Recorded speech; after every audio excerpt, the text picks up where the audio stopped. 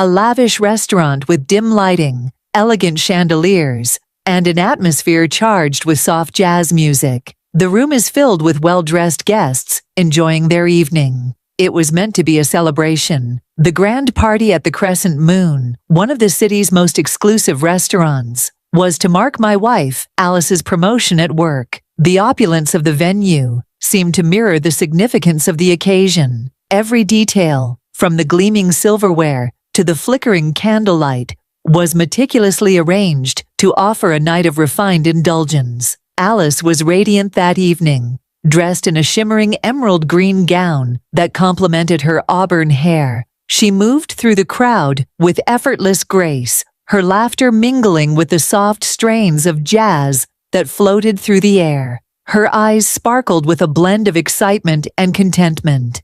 It was her moment, and I was proud to be by her side, sharing in the triumph of her success. As the night progressed, I found myself mingling with our friends and colleagues. The conversation was light, and the mood was buoyant. I took a moment to step outside onto the restaurant's balcony to catch some fresh air. The view of the city lights was breathtaking, a perfect contrast to the bustling scene inside. But as I stood there, lost in thought, a sudden pang of curiosity tugged at me. I decided to re-enter the party and surprise Alice, who had mentioned earlier that she wanted to show me something special. Little did I know, this decision would lead me to a revelation that would shatter the illusion of our perfect evening. The atmosphere inside had shifted slightly. The noise level was higher, and there was an undercurrent of excitement that wasn't there before. I scanned the room, searching for Alice.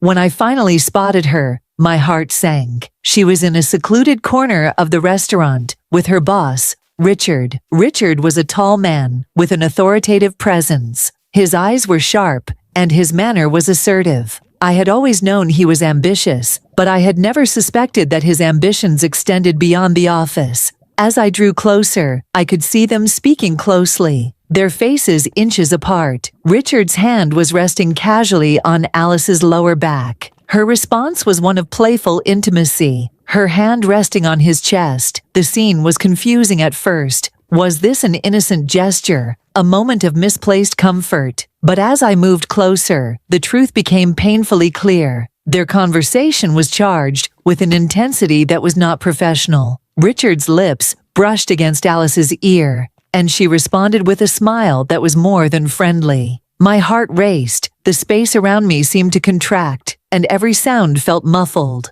A cold realization settled over me. Alice and Richard were more than just colleagues. They were involved in a relationship that had been concealed from me. The betrayal hit me like a physical blow. My mind raced through 100 thoughts, each more painful than the last. I felt a surge of anger, a deep, primal urge to confront the situation. Suddenly, everything seemed to slow down. I saw Richard's hand slide down Alice's arm, his fingers lingering in a way that suggested a deeper connection. In a moment of overwhelming emotion, I made a decision. I needed to act.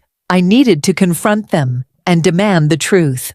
With my heart pounding, I approached the pair. The noise of the party faded into the background. As I drew closer, I could see Alice's eyes widen with surprise when she noticed me. Richard's expression shifted from amusement to a guarded look, as if he knew the confrontation was inevitable. "Alice," I began, my voice betraying none of the turmoil I felt inside. "Can we talk?" Alice's face flushed with a mix of guilt and shame. Richard looked between us, his demeanor shifting from confidence to something more calculating. "Is everything all right?" Alice asked, her voice trembling slightly. "I think you owe me an explanation," I said, trying to keep my tone steady. "What's going on here?" Richard stepped forward, a smug smile on his lips. "I think we need to be honest about a few things." Before he could say more, I felt a rush of adrenaline. I was overwhelmed by a storm of emotions, betrayal, anger, and a profound sense of injustice.